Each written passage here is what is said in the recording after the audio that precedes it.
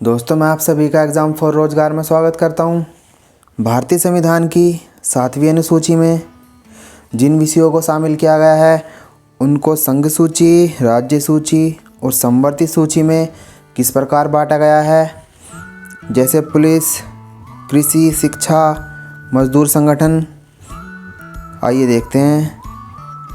हमारे संविधान की 7वीं अनुसूची में केंद्र सरकार यानी संसद, राज्य सरकार यानी विधानसभा की शक्तियों के बंटवारे हेतु सूचियाँ रखी गई हैं, जिसमें संघ सूची कानून बनाने का अधिकार संसद के पास है, राज्य सूची में कानून बनाने का अधिकार विधानसभा के पास है और समवर्ती सूची कानून बनाने का अधिकार विधानसभा के पास है।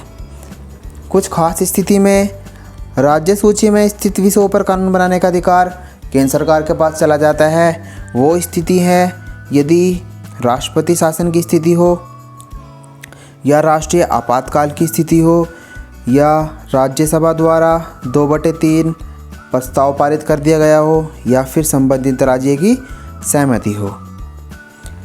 तो आइए देखते हैं कि संघ सूची, राज्य सूची और समवर्ती सूची में कुछ खास विषय जो कि हमारी परीक्षा में अधिकांश पूछे जाते हैं। देखिए, सुरक्षा जो कि संघ सूची का विषय है, विदेशी मामले, स्टॉक मार्केट, अंतर्राष्ट्रीय संधि, विदेशी कर्जा, बैंकिंग, जल, वायु और रेल परिवहन, जनगणना और अंतर्राज्यीय नदियाँ, ये सभी विषय संघ सूची में शामिल हैं। राज्य सूची में कृषि, पंचायती राज, पुलिस, न्याय, जेल, जिला अस्पताल, भू राजस्व, लोक स्वास्थ्य और सिंचाई, ये सभी विषय राज्य सूची में शामिल किए गए हैं। देखिए, हम इन्हें इस प्रकार याद कर सकते हैं कि अभी कुछ वर्षों पहले किसानों ने किसी कानून के विरुद्ध धरना प्रदर्शन किया था।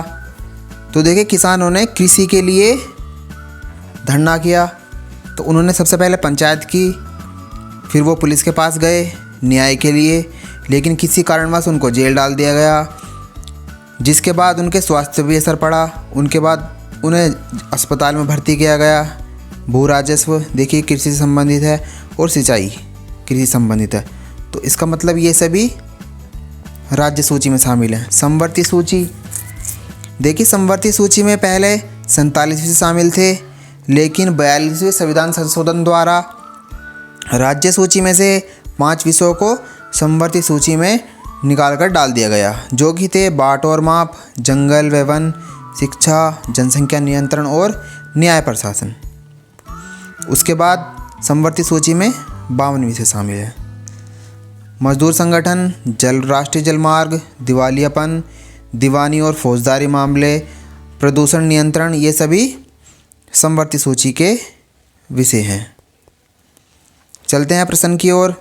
प्रश्न 1 कि निम्न में से कौन सा विषय संविधान की समवर्ती सूची में शामिल नहीं है।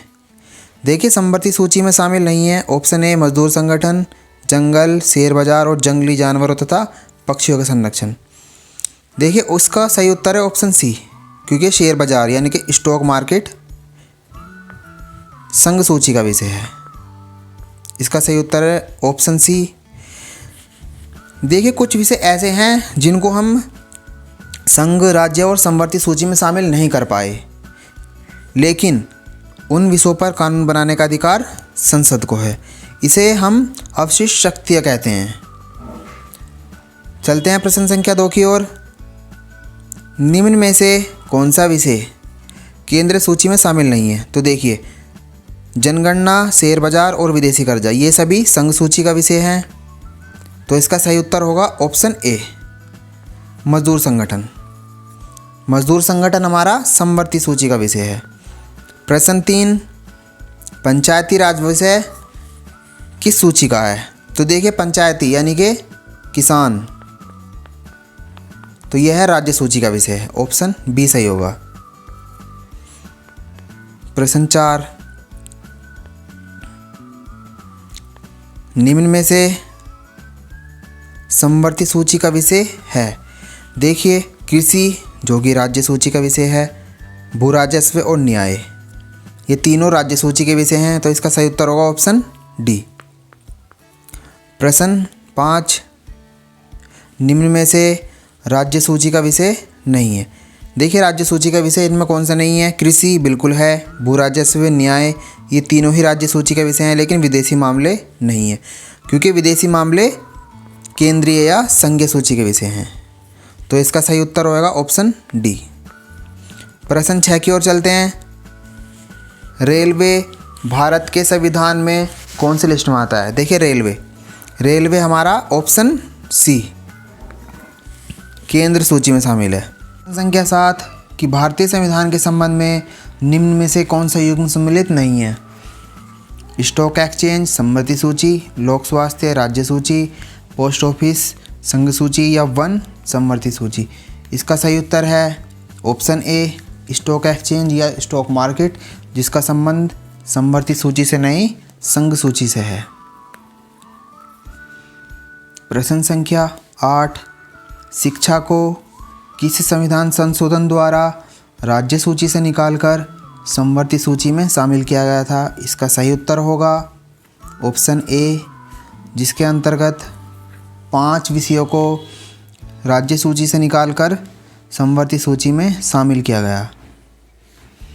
प्रश्न संख्या 9 भारतीय संविधान के अंतर्गत अवशिष्ट अधिकारों को क्या अर्थ है? इसका सही उत्तर होगा ऑप्शन डी अधिकार जिन्हें केंद्रीय सूची, राज्य सूची और समवर्ती सूची में स्पष्ट रूप से शामिल नहीं किया गया है। प्रश्न संख्या 10 कि भारतीय संविधान की समवर्ती सूची की धारणा किस देश के संविधान से ली गई है? तो भारतीय संविधान की समवर्ती सूची की धारणा ऑस्ट्रेलिया के संविधान से ली गई है। सही उत्तर होगा इसका बी। प्रश्न संख्या 11 निम्न में से कौन सी समवर्ती सूची के अंतर्गत आती है? स्थानीय शासन, नागरिकता, मजदूर संघ और अंतर्राज्यीय नदियाँ। तो इसका सही उत्तर होगा ऑप्शन सी। प्रश्न 12 पर चलते हैं कि निम्न में से कौन सा विषय राज्य सूची के अंतर्गत नहीं है? तो राज्य सूची के अंतर्गत नहीं है, देखिए कृषि है, पंचायती राज और लोक स्वास्थ्य। ऑप्शन सी रक्षा या सुरक्षा, क्योंकि यह एक संघ सूची का विषय है। प्रश्न संख्या 13 कि निम्न में से संघ सूची के अंतर्गत कौन सा विषय नहीं आता? तो स्टॉक एक्सचेंज, सुरक्षा और जनगणना ये सभी संघ सूची के विषय हैं, लेकिन सिंचाई हमारा राज्य सूची का विषय है। तो इसका सही उत्तर होगा ऑप्शन बी। प्रश्न संख्या 14 संघ, राज्य और समवर्ती सूची में सभी विधायी विषय शामिल हैं, फिर भी अगर कोई ऐसा विषय जिसका उल्लेख इन सूचियों में नहीं है तो उस पर कानून बनाने का अधिकार किसके पास है, या उस पर कानून कौन बनाएगा?